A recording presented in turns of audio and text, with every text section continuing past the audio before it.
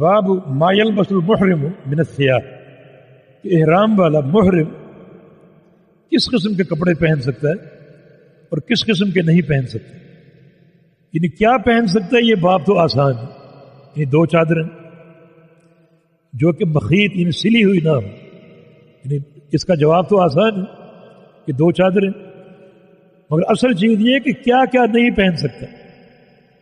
چنانچہ جو حدیث امام مقدسی رحمہ اللہ یہاں پر لائے ہیں عبداللہ بن عمر کی روایت سے، فرماتے ہیں کہ ان رجلا قال، ایک شخص نے سوال کیا یا رسول اللہ صلی اللہ علیہ وسلم ما یلبس المحرم من الثياب، کہ محرم احرام والا شخص کس قسم کے کپڑے پہن سکتا ہے۔ تو نبی علیہ السلام نے اس کو جو خبر دی اس میں ان کپڑوں کا ذکر کیا جو محرم نہیں پہن سکتا، کیونکہ کیا پہنے کا وہ تو بات واضح ہے کہ احرام کی دو چادریں، لیکن آپ صلی اللہ علیہ وسلم نے اس کو اضافی علم دینے کے لیے ان کپڑوں کا ذکر کیا جو محرم نہیں پہن سکتے، یعنی مردوں کے لیے دو چادریں، خاتون کے لیے لباس کی کوئی قید نہیں، صرف دو قیدیں ہیں وہ آگے آ رہے ہیں، باقی خاتون کا لباس اس کا کوئی بھی، یعنی اس کا احرام کوئی بھی لباس ہو سکتا ہے، لیکن مردوں کے لیے انسلی دو چادریں۔ تو نبی علیہ السلام نے اس اعرابی کے سوال کا جواب دیا، فرمایا کہ لا یلبس القمص، قمص قمیض کی جمع، کہ محرم جو وہ قمیض نہیں پہن سکتا، قمیض نہیں پہن سکتا جس کی آستینیں ہوتی ہیں اور ایک سلا ہوا لباس ہوتا ہے جو انسان پہنتا ہے عمومی طور پر، سلا ہوا لباس قمیض، چاہے وہ چھوٹی ہو طویل ہو لمبی ہو، جسے آپ داشا بولتے ہیں، بدل عمائم نہ پگڑی پہن سکتا ہے، عمائم امامہ کی جمع، پگڑی یہ سر کا لباس، یا سر پر جو اپنا لپیٹا جاتا ہے اسے امامہ کہتے ہیں۔ فرمایا کہ محرم امامہ بھی نہیں پہن سکتا اور سر کو بھی نہیں ڈھانپ سکتا۔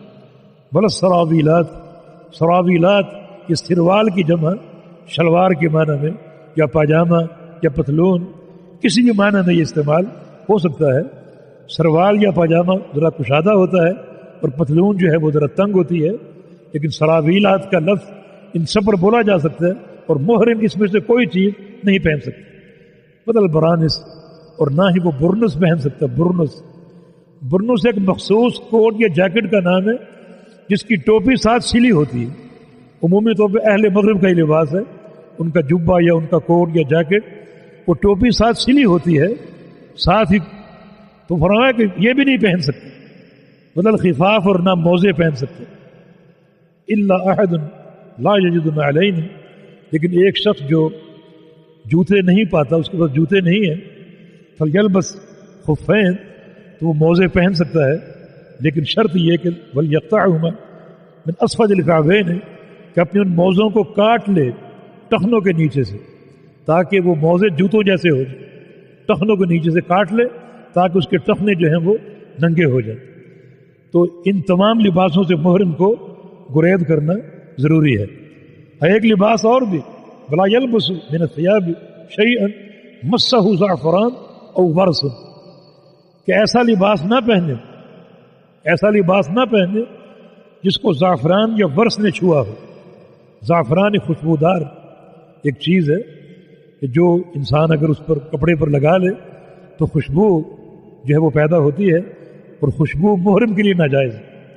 ورس بھی ایک بوٹی ہے خوشبودار، زرد رنگ کی ایک بوٹی خوشبودار، یہ بھی اگر کپڑے کو ٹچ ہو جائے تو خوشبو جو ہے وہ پیدا ہو جاتی، اور محرم دوران احرام جو ہے وہ خوشبو استعمال نہیں کر سکتا، اور احرام سے قبل بھی جو اس کا احرام کی چادریں ہیں اپنی چادروں پر خوشبو نہیں لگا سکتا۔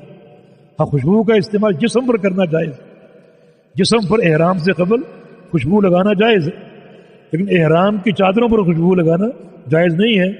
تو فرمایا کہ محرم ایسا لباس نہ پہنے جس لباس کو خوشبو لگی ہو، زعفران کی یا ورس کی یا کوئی بھی خوشبو لگی ہو، وہ لباس نہ پہنے، بلکہ جسم پر وہ خوشبو لگا سکتا ہے احرام سے قبل، لیکن لباس جو احرام کی چادریں ہیں ان پہ خوشبو استعمال نہیں کر سکتا۔ حکمت یہ ہے کہ حج ایک عبادت ہے، اور ایک انسان بیت اللہ کی زیارت کرتا ہے، مشاعر انجام دیتا ہے، بہت بڑا ایک اسلام کا رکن ہے۔ تو اس میں شریعت یہ چاہتی ہے کہ حاجی جو بہت سے اسباب ہیں اس کے ترفع کے، اس کی زینت کے، اور اس کی عیش و عشرت کے ان سے دور ہو جائے. عام ایک لباس اس میں اس کی شو ہوتی ہے اور اس میں وہ اپنا ترفع ظاہر کرتا ہے. بڑے قیمتی سے قیمتی لباس لوگ سلواتے ہیں پہنتے ہیں, مگر حج کے لیے اپنے ان تمام لباسوں سے دور ہو جائے اور صرف یہ 2 چادریں جن میں ایک کفن کا شائبہ کہ اللہ تعالیٰ سے ملاقات کرنے جا رہے, کفن کا شائبہ, تو اس میں پھر حاجی کی کیفیت کیا ہوگی, کس قدر تضرع ہوگا اور کس قدر الہا ہوگا. تو شریعت یہ چاہتی ہے کہ حاجی اس عبادت کے لیے اپنے ان جو اسباب طرف ہیں ان سے دور ہو جائے اور بالکل ایک ذلت کی شکل ہو, ایک مسکنت اور عاجزی کی شکل ہو, ایک فقر اور غربت کی شکل ہو, اور اس شکل میں وہ اللہ کے گھر کی زیارت کرے تاکہ وہ زیادہ اللہ تعالیٰ کی عبادت پر متوجہ ہو اور زیادہ اس کو موت اور آخرت کی یاد آئے, کیونکہ اپنے احرام کو دیکھ کر یقیناً کفن کا منظر اس کے سامنے آ سکتا. وجہ البخاری ہے ولا تنتقب المرأة ولا تلبس القفازین. صحیح بخاری میں عورت کے احرام کے لیے 2 شرطوں کا ذکر. عورت کوئی بھی لباس پہن سکتی, لیکن شرط یہ ہے کہ عورت نقاب نہیں کر سکتی, نقاب نہیں کر سکتی. ولا تلبس القفازین, اور دستانے یعنی گلوز نہیں پہن سکتی. قفازین سے مراد وہ چیز جس میں انگلیاں ایک ایک کر کے داخل ہوتی ہیں, جن کو آپ دستانے یا گلوز کہہ سکتے ہیں. تو عورت دوران احرام نقاب نہیں کر سکتی اور دستانے نہیں پہن سکتی. نقاب سے کیا مراد؟ نقاب سے مراد وہ پردہ یا پردے کی چیز جو اس کے عبائے یا برقعے کے ساتھ سلی ہوتی, وہ نقاب ہے. یعنی ایسے عبائے ہوتے ہیں یا برقعے ہوتے ہیں جن میں نقاب جو ہے وہ ساتھ سلا ہوتا ہے, اس کی ممانعت ہے. لیکن الگ سے اگر چادر ہو یا الگ سے کوئی رومال ہو جو سر پہ رکھا ہو, اس سے چہرے کو ڈھانپا جائے, یہ جائز ہے. بلکہ اجنبی ہو تو پھر یہ فرض ہے. اگر وہ کپڑا چہرے کو مس ہو رہا تو کوئی حرج نہیں.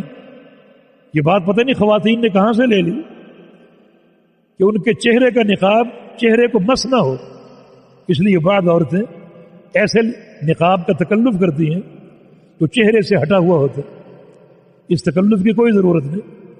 ہاں, صرف نقاب برقعے کے ساتھ سلا ہوا نہ ہو, الگ چادر کی شکل میں ہو, وہ سر پہ موجود ہو, اور جب ضرورت ہو تو اس سے اپنے چہرے کو ڈھانپ لے.